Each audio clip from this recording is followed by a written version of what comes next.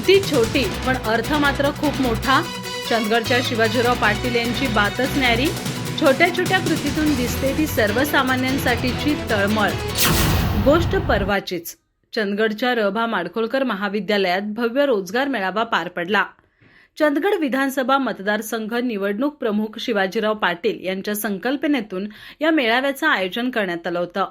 गडिंग्लज, आजरा आणि चंदगड तालुक्यातील हजारो मुलं मुली यासाठी दाखल झाले होते.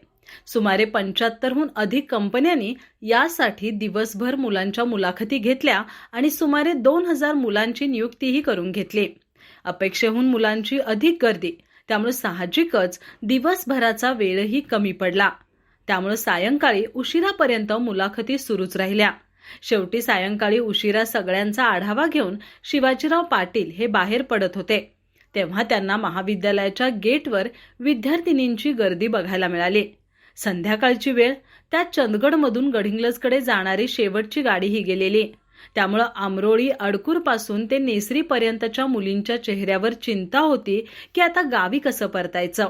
मुलींची ही अडचण पाटील यांच्या लक्षात आली आणि त्यांनी त्यांची गाडी थांबवून त्यांना धीर दिला. स्वतः रस्त्यावर थांबून त्यांनी वाहनांची प्रतीक्षा केली. त्यावेळी खासगी बस येताना दिसली.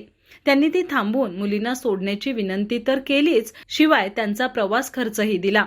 कृती तशी छोटीशी, पण घरच्या ओढीने त्या बसमध्ये चढणाऱ्या प्रत्येक मुलीच्या डोळ्यात जे कृतज्ञतेचे भाव होते, त्यातला अर्थ मात्र खूप मोठा होता.